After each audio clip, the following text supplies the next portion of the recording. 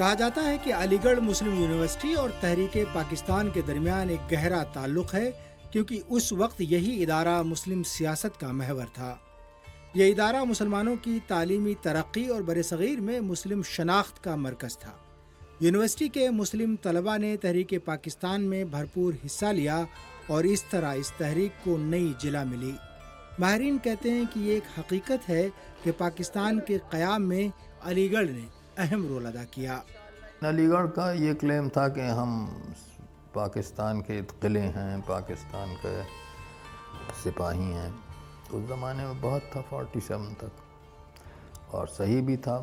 یہاں کے لڑکے تمام الیکشن میں گئے پنجاب میں، اور وہاں اور جہاں بھی جاتے تھے وہاں یہی ہوتا تھا کہ بھائی مسلم یونیورسٹی کے آئے ہیں تو ان کی تو بات سننا چاہیے۔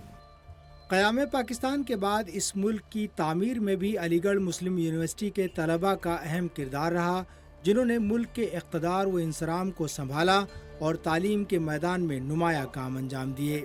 پاکستان کو بنانے میں علی گڑھ نے بہت اہم رول کیا اور آج بھی ادا کر رہے ہیں۔ جب پاکستان بن رہا تھا تو پڑھے لکھے لوگوں کی ضرورت تھی۔ علی گڑھ کے لوگ سب سے زیادہ پڑھے لکھے تھے، اور وہی پھر انہوں نے اقتدار اور اختیار میں جو حصے داری ہوئی وہ ان علی گڑھ کے لڑکوں کی ہوئی۔ وہ کئی اس میں سے سربراہان مملکت بنے اور بڑے پوسٹوں پر رہے، فوج میں بھی بڑے عہدوں پر رہے۔ بانی پاکستان محمد علی جناح پہلی بار سن 1940 میں علی گڑھ مسلم یونیورسٹی پہنچے اور پھر طلباء سے خطاب کے لیے ہر برس ہی اس ادارے کا دورہ کرتے رہے۔ ایک بار تو محمد علی جناح نے علی گڑھ کو پاکستان کی نرسری قرار دیا تھا۔ مسلم لیگ کی قیادت میں اکثریت بھی انہی لوگوں کی تھی جو اس یونیورسٹی سے فارغ التحصیل تھے۔ جناح کا علی گڑھ مسلم یونیورسٹی سے کوئی تعلق نہیں۔ جناح جس وقت 1920 میں یونیورسٹی بنی ہے اس وقت پارلیمنٹ کے ممبر تھے، اور وائسرائے نے جو 1920 میں جو یونیورسٹی کو ایکٹ دیا اس میں 124 ممبر جو ہیں وہ اس نے نامنیٹ کیے۔ تو جناح کیونکہ بہت مسلمانوں کے بڑے لیڈر تھے، لہذا ان کو کورٹ کا ممبر بنایا گیا۔ تو یہ علی گڑھ یونیورسٹی نے نہیں بنایا، یہ تو وائسرائے نے بنایا۔ جناح صاحب علی گڑھ آتے تھے، بالکل آتے تھے، ان کی دلچسپی تھی کیونکہ مسلم پالیٹکس کر رہے تھے۔ یہ مسلم پالیٹکس کا ایک بہت بڑا سینٹر بھی تھا۔ قیام پاکستان سے قبل تک یہ ادارہ مسلم شناخت اور علیحدہ قومیت کے نظریے کا مرکز تھا، تاہم آزادی کے بعد یہاں بین المذاہب ہم آہنگی پر زور دیا گیا اور سیکولرزم کو فروغ بھی ملا۔ لیکن بعض حلقے تقسیم ہند کی ذمہ داری علی گڑھ مسلم یونیورسٹی پر اب بھی عائد کرتے ہیں۔ بہت سے لوگ اس ادارے کے بانی سر سید احمد خان کو ہی دو قومی نظریے کا بانی سمجھتے ہیں، تاہم ماہرین کے مطابق قوم و ملک سے متعلق ان کے نظریے کو باریکی سے سمجھنے کی ضرورت ہے۔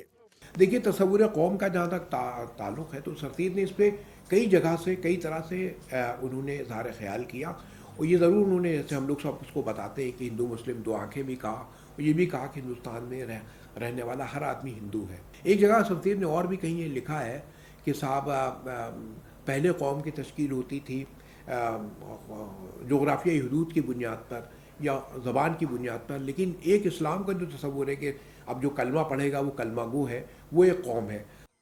علی گڑھ مسلم یونیورسٹی کا ماضی اس کے لیے اب بھی عذاب ہے۔ اس کی مسلم شناخت اس ادارے کے لیے ایک مسئلہ بنی ہوئی ہے۔ سختگیر ہندو تنظیمیں ادارے کی یونین ہال میں آویزاں محمد علی جناح کی تصویر کو ہٹانے کا مطالبہ کیا اور اس درسگاہ کی مسلم شناخت پر بھی سوال اٹھاتے رہے ہیں۔ اس کی وجہ سے اس ادارے کی شناخت اور سر سید نے جس تہذیب و ثقافت کی آبیاری کی اسے اب خطرہ لاحق ہے۔ جو ہماری مشترکہ تہذیب ہے اس پہ ظاہر حملہ ہے یا یلغار ہے، یہ خطرہ تو ہے، لیکن مجھے پھر سر سید یاد آتے ہیں کہ جب انہوں نے یہ اپنا سفر شروع کیا تھا تب سر سید نے حکمت عملی وضع کی تھی، مصالحت کی، تعلیم کی، وہی اب مجھے لگتا ہے اس وقت بھی ضرورت ہے۔ یونیورسٹی سے وابستہ رہنے والے افراد کا بھی کہنا ہے کہ اب ادارے میں زیر تعلیم طلباء میں بھی سر سید احمد خان اور ان کے نظریے سے وہ لگاؤ نہیں رہا جس کی فی الوقت شدید ضرورت ہے۔ علی گڑھ مسلم یونیورسٹی میں سر سید پر کوئی فاؤنڈیشن کورس نہیں ہے۔ پاکستان کی اس یونیورسٹی میں سر سید کے اوپر باقاعدہ فاؤنڈیشن کورس پڑھایا جاتا ہے۔ سر سید اشتعال کی جگہ اعتدال چاہتے تھے، اب مسلمانوں میں اشتعال اعتدال نہیں ہے۔ سر سید مدت چاہتے تھے، اب شدت چاہتے ہیں۔ تو جب تک ہمیں اشتعال کا جواب اعتدال سے نہیں دینا ہوگا، ایک پالیسی جو ہے شدت کی جگہ مدت کی نہیں اپنانی ہوگی جو سرزیر کی پالیسی تھی، ورنہ مسلمان جو ہے ذلیل و خوال رہیں گے۔ سیاست کے میدان میں وہ زیرو ہو گیا، تعلیم کے میدان میں سب زیادہ پسماندہ ہے، اور اس وقت جو ملک کے حالات ہیں اس میں پھر ایک دفعہ سر سید تحریک سے روشنی حاصل کرنی۔ علی گڑھ مسلم یونیورسٹی کو سیاسی مشکلات کا بھی سامنا ہے۔ اس کے نام سے لفظ مسلم ہٹانے کی بھی مہم چلی جو اب تک کامیاب نہیں ہو سکی ہے۔ اسی طرح علی گڑھ شہر کی تاریخی اور ثقافتی شناخت بھی خطرے میں ہے، جہاں شہر کا نام بدل کر ہری گڑھ یا رام گڑھ رکھنے کے مطالبات تیزی سے بڑھ رہے ہیں۔